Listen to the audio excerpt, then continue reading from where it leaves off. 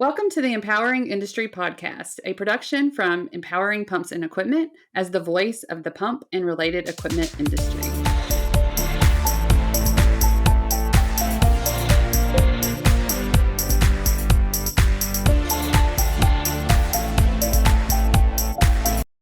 Hey, everybody, and welcome to episode 125 of the Empowering Industry Podcast. I'm your host, Charli Matthews, and I'm so excited that you choose us every week. And if you subscribe to our channel, then it'll show up automatically. And so I hope you'll do that. Give us a little like and subscribe on YouTube. All of that would be excellent. You can stay in touch with us at Empowering Pumps or using that hashtag Empowering Industry Podcast. So that gets into, just the hey, welcome, how are you doing? But let's jump into the updates for Empowering. I'll just call it Empowering because there's so many different brands now. So the updates, just to let you know, if you didn't hear the last episode, we talked about a new event for us, which is Reliable Plant. I will be there July the 26th. We'll be having the Empowering Industry podcast live. And so just stay tuned for that and know that we'll be recording that in person there. Um, at the event. And then also we'll be moderating a panel on building and sustaining a strong reliability culture. So if you're in that field, I'd love to hear from you. I'd love you to, let me know about what culture means to you. And so please give us an email or a mention. You can, absolutely comment on this podcast. And also, we will have an Empowering Women get together. That's on July the 27th. And these are in Orlando. I don't think I told y'all that last time either.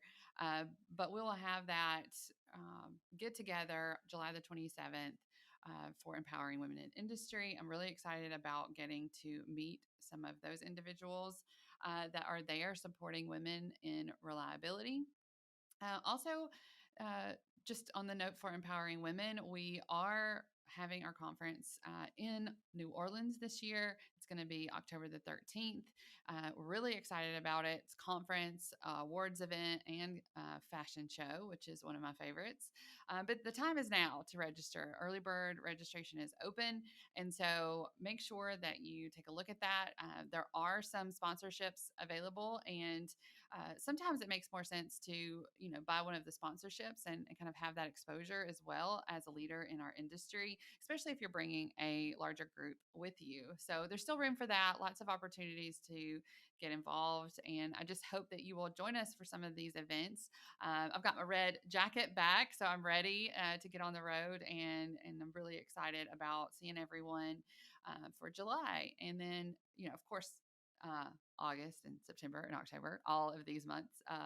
And November is our event Epic. So if you haven't heard of that, check out that hashtag Epic 2022. It's the Empowering Pumps and Industry Conference.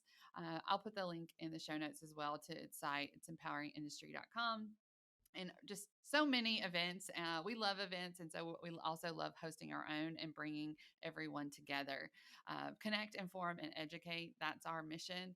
And anytime that we meet some amazing people, we want to share them with you and see how they can connect and really help you with what your goals are.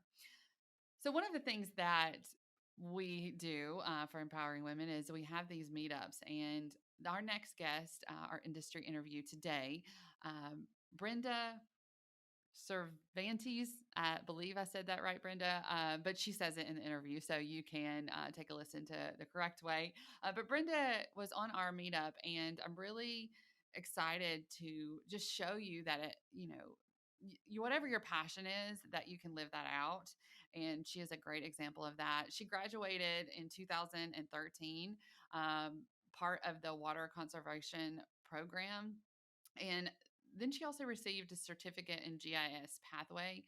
That's something that I had to learn a little bit more about. But she graduated from Lane Community College, and she has worked at a local watershed council for a couple years while she was in school. And then also for the city of Florence Public Works as their GIS technician. But she really wanted to make a bigger difference in the water world. And so she went back to Lane Community College and was a project manager. She's done supporting within the energy program, building controls. as well as their water conservation program. She's super passionate about this, especially that water conservation and energy. And she sees how there is an opportunity for energy and water to work together. And so I love to see her passion. And I know you're probably thinking a young student, and that's because she just graduated in 2013. But she's had many career changes and many different cool jobs. And she went back at the age of 56 to get her degree. And I just think that is remarkable. And I can't wait to share this wonderful woman with you. Brenda, thank you for the interview. And so without further delay, here is your interview.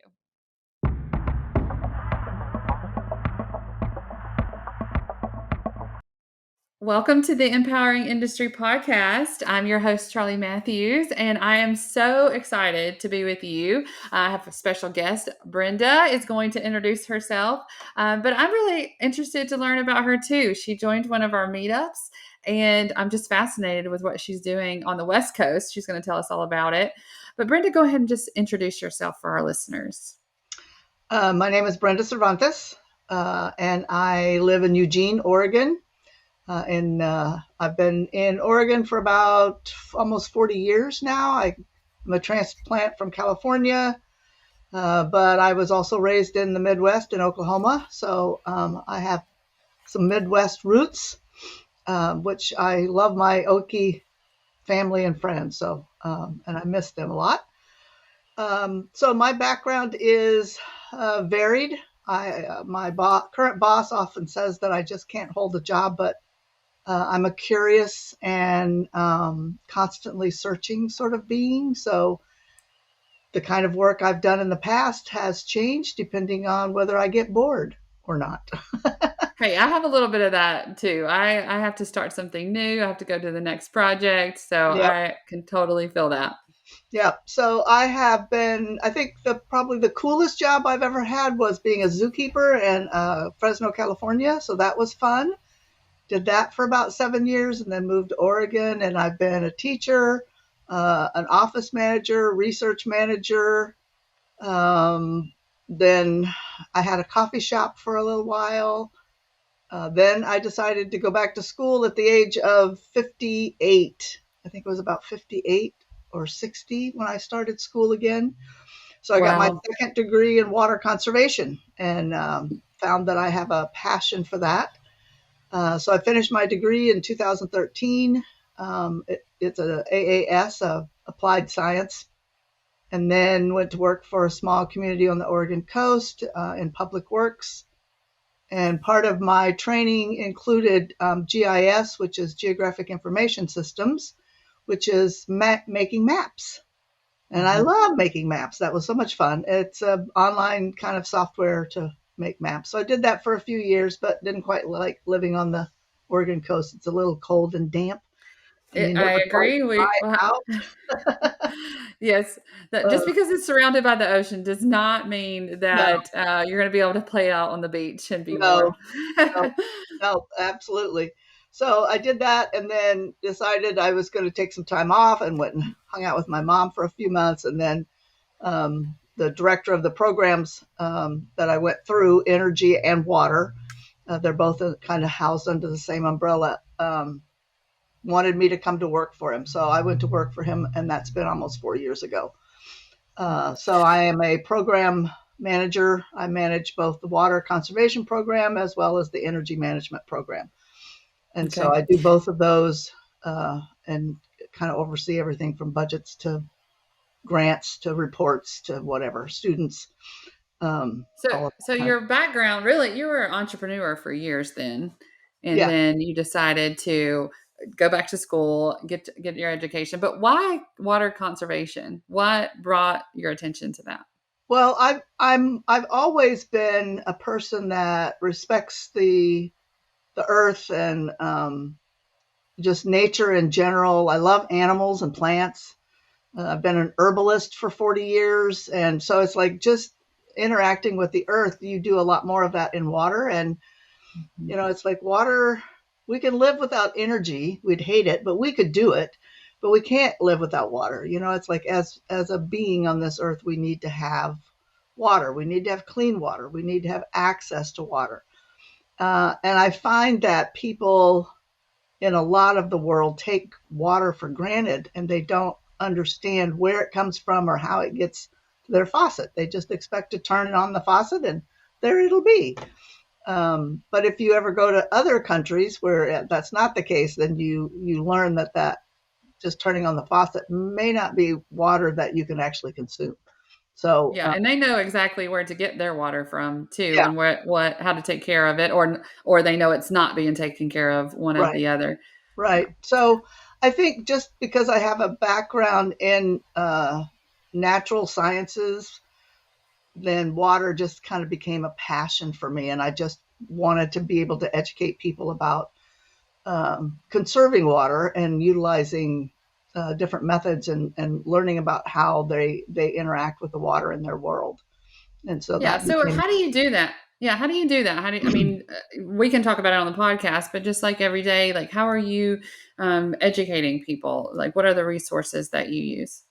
well, there's a whole lot of resources out there that most people don't understand or don't know about or just don't have that opportunity to interact with it. And so I would say the first thing that people need to learn about is their watersheds.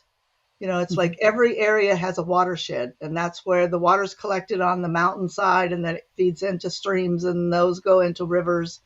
And then a lot of times we pull from the rivers for our drinking water to consume that and the whole process of that.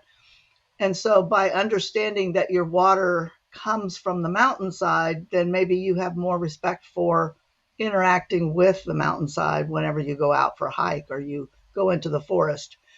One of the other things that I'm passionate about is bottled water. It's like it takes more water to make a bottle, a plastic bottle, than it does the water in it. And most of the water that's in that bottle comes from a tap. So get yourself a bottle and just reuse it. Don't keep buying that plastic. Yeah, or And, just a glass. or a You can glass. just Well, I take your think, glass to the yeah, spigot. Yeah. exactly. I mean, there are instances where bottled water is important, and that is in hurricanes and earthquakes where all of the infrastructure falls apart, and then it's important to have that bottled water for folks to survive. But most of us that go to Costco and buy 48 bottles of bottled water and stick it in our garage, it's yeah, don't do that. Right, right, Do that. right. And I have been guilty of that. We have athletes around here, and they always want that convenient bottle of water, but it's super convenient for them just to fill it up as well. So Yeah, I'm with yeah, you on that, and trying to get that throughout my own household is part of it. Educating right, them of the why we do yeah, that. Okay, so I'm really interested for you to tell me a little bit more about this permaculture design. right. Tell me what that is. It'll tell everyone kind of what this is and then how you're using it.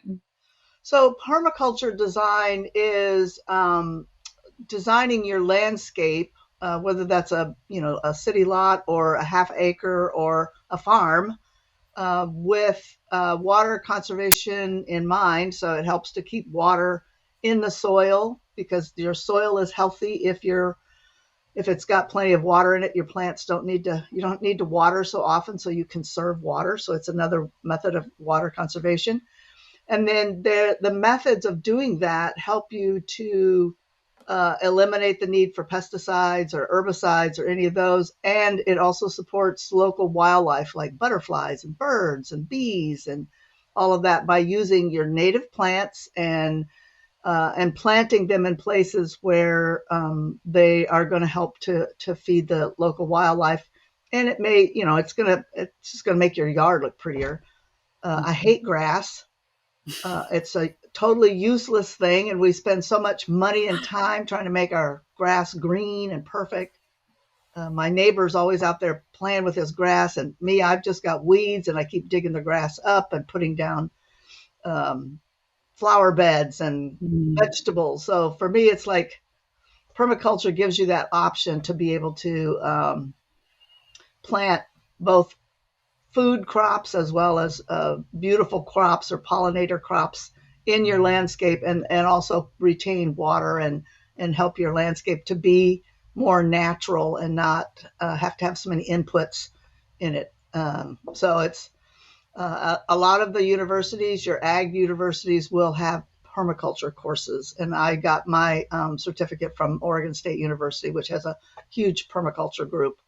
And it's permaculture is a worldwide practice, and there are a couple of worldwide groups that are just women doing this. So it's like it's another way to nurture the earth and to plant Yes. things that are just good for the earth and not be adding a bunch of chemicals and things to the soil. Yeah, well, I love that. And I think, part of that, when we're building or, trying to think about how we're going to protect the land that we have, the water that we have, and being able to use some of that design and think outside of the box of cement versus, maybe adding some rocks, but to actually look at the plants that you can, Mhm. put into the soil and what happens with them and what does retain water. I Right, think that was really interesting to think, okay, you can build, as you're building, you can keep that in mind, and you're going to have less work involved in that right. in Well, the and long term. I think the building industry for residential housing is changing. In a lot of places, they're putting in green building practices. So it's like, the first thing that they do when they get ready to build a housing development is they scrape off the top soil. And now in some areas, codes are being put into place where when they scrape that topsoil off, they have to keep it. And when they finish with the footprint of the house, they have to replace that because most of the life of your soil is in that topsoil. All your critters, your worms, and your bugs, which keep your soil healthy, are in that first layer. After you get down to about a foot to 2 feet, it starts to dry out and not too much lives down there. It gets to be just, a place for filtration. And if that topsoil is healthy, it holds the water, it nurtures the plant's root system, it makes the plant stronger, and it needs to be populated with all kinds of different critters and all of that good stuff. And unfortunately, like on the little place that I live, every time I try to dig a hole, I find backfill and rubble, and I just get Same. upset about it because I'm like, Yes. why do you guys do this? But Yes, we it's have all kinds of asphalt and cement, different things yeah, in our backyard. Why is this a hole with no grass on it? Well, there's a piece of something down yeah, there. exactly, Yes. exactly, and that it's really hard to fix that kind of thing, to heal that. There's a lot of Mhm. around my area, there's a lot of places where down about a foot, I find a layer of black plastic. And when you put black plastic down, you kill everything under it. The Okay. soil dies. And then it takes if you pull it out, if you can get it out, then it takes a long time for it to heal. So, Isn't that something? I mean, just it seems so basic. Just going back to the basics of taking care of the earth that we have and the water that we have, making sure that we do teach people to mhm. conserve our resources. And so I think that is just a basic lesson that we just need to repeat. Have it on repeat. So I can hear your passion about it, and I'm wondering, you've done a lot of volunteering along the way, but now you've transitioned. This is your job. Tell us a little bit about the differences there and kind of, yeah, I guess I won't ask you which one you enjoy more because you have to, you got to work. But, what is that difference between volunteering and kind of doing this as your job?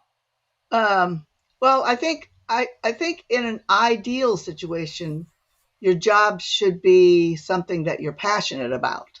And I Mhm. think that as folks are younger, the younger folks, sometimes they take a job and it's just because they need a job to pay bills and take care of life's necessities. And then they'll go someplace and do some volunteer work because that's where their passion is. Sometimes those two things intersect, and that's like a glorious thing whenever you get that opportunity. But I think anytime your job is about being of service to others. Being raised in the Midwest, you tend to, and I just think that as beings on the planet, we're here to help each other. We're here to be of service to each other. So I always feel best when I'm helping somebody with something. And so, and I think it's something that nurtures um, that piece of you inside that just finds joy in those kind of things. So I think that's the difference. If you're just doing a 9 to 5 and getting a paycheck, then I think the nurturing part would be to be able to do some volunteer work in something that you're passionate about. For me, when I started my water conservation education, the first thing I did was I volunteered at our local watershed council. And, my background was office skills. So I just did all kinds of things in the office and supported their work out into the farms because they work with farm holders and helping them look at pollinator rows, which are these little edges around their crop field to help with the bees and the birds. And so they'd put those in, which push out things like blackberries and other invasive species. And so being able to support those kinds of projects doing, 10 hours a week or whatever time I had was my way of being able to be of service. And then once I finished my education, I got to have a job at the council, and I worked part-time for them for a while before I got a full-time gig. So, I think finding that passion for yourself in between, and as you get older, when you get to be my age, then you get a little bit more choice because you've kind of already put in those early years of just the 9 to 5 sort of thing. Although I do think that our younger generations are figuring that out earlier, so they don't Yes, wait. thanks to us that have done it, you have done it, and I hear the stories, right? And kind of looking back and okay, yeah, I think I'll do it this way. I think I'll go and try to figure out what kind of difference I want to make in the world and find a job around that. Right. Yeah, because I think that that's one of the things that's going to be different about the youth. Because I have granddaughters, I have two, one that's 25 and one that's almost 16, and uh, I know that they want a quality of life, not just a job with a paycheck, and so they want to be able to uh, enjoy their life a little bit more. As whenever I was growing up, it was more about you've got to get a job and support your family and that sort of thing. So I think that that is an important shift, and hopefully they figure it out earlier Yeah. and have good quality of life, not just the quantity of life. Well, I know somebody will listen to this and you will inspire them to do just that. I also was just inspired. You joined our Empowering Women meetup. We're talking about PPE, and we were talking about our upcoming event where we're going to have a fashion show, and how we really need to advocate for the trades and different programs. Now, you were sharing that you're doing some programs where you are. Can you just tell us a little bit about that? Currently the program that's we've got, because most of our stuff is grant funded, so it's with the Federal Department of Energy, and it is a energy management, building controls, um, 2-year degree program. But it's also an apprenticeship program, which is it's the first of its kind in the entire country. It's been around since last September. And so students will go in and learn the basic stuff in a year, and then they can start their apprenticeship program. It's 2,000 hours on the job training, like most apprenticeship programs. And then they go another year, and then they'll go into a job situation. They're making a difference because they're helping commercial buildings, be more efficient in energy and water. They get some water background because I wouldn't let them get out without some water background. And so I think it's a really cool program. It's online, so people don't have to come to Oregon. We can do it anywhere that they are. We find employers in their region, and then they would do their on-the-job training with those employers. So that's kind of the stuff that I'm doing. Our water program, unfortunately, is not doing well. It's like nobody's signing up for it, which I find incredibly strange. But I think for water conservation, oftentimes that happens in utility areas. So it's the service area of that utility. Every utility has a different kind of set of circumstances or challenges. So they often just do that, and it's kind of siloed. So right now that the energy management is what I'm focused on. And it's one of those trades industries because it is a trade of sort. It's not like usual because most of these guys are or girls, which is what we need, more girls, are working on a computer. They're not out in the field. They're not crawling around, although they might end up doing that at some point. But having worked at Public Works and wore somebody's cast off for PPE, some guy that had worked there, 10 years ago, and it was just an extra one hanging around. I was just like, wow, you mean there's actually somebody talking about this? Yahoo! So I was thrilled to see all of that conversation around just PPE for women and getting women into trades and supporting them once they get there. And our state is pretty progressive in some of those areas. And so we have several partners that we work with on the DEI front trying to pull in women into our program and support women by scholarships. And there's federal money coming down the pike that's just for supporting students as they go through the program. It's probably going to take another year for it to get through legislature and all of that other stuff, unfortunately. But that just means that folks can get started now and then find that support later. We have other places that are providing support as well. So I work on that. I do everything from marketing. I just posted something on Facebook, and we have an Instagram account, and which I'm not really good at, but we have our partner in this is the University of Oregon Architecture and Engineering School. So they have folks that have background in doing things like marketing and creating websites. So, and we do have a website that they created for us, which is pretty awesome. That's not. Yeah, and that was going to be my question. Just if somebody had, interest, wants to reach out to you, what's the best way that they can get in touch with you? But before you tell us that, just anything else you want to leave our listeners with? I think the most important thing is to try to find something that you want to do where you feel like you're making a difference. Energy and water are two important things for everybody, no matter where you are.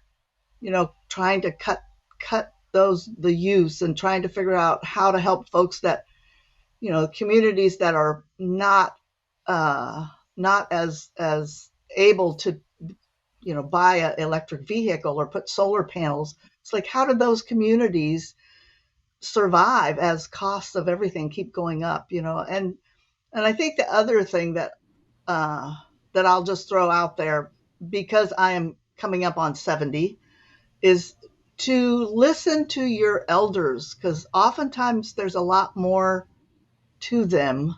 Because I think that that's one of the things that as you get older, you find that there's a certain amount of discrimination against just being old.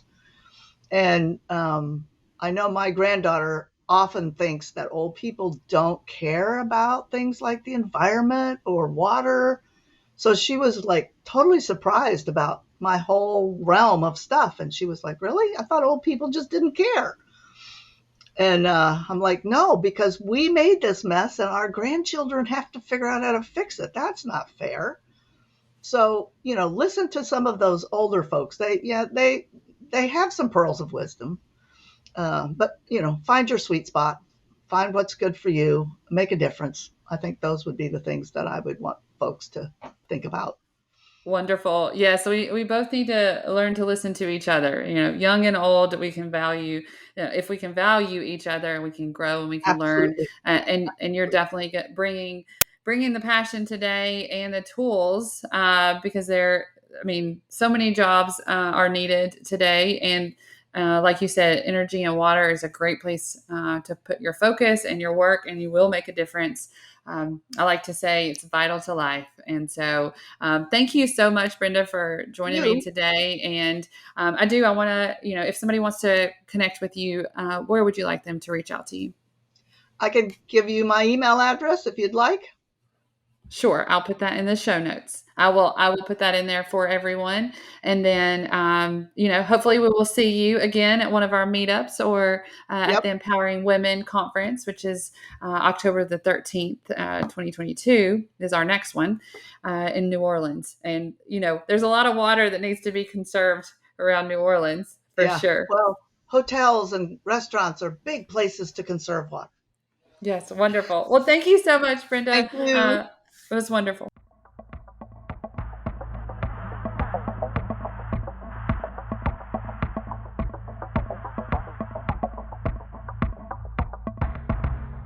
This brings us to the end of the show. Thanks for listening, everyone. Do us a favor and subscribe, rate, and review the podcast. Give us some 5 stars. I love it.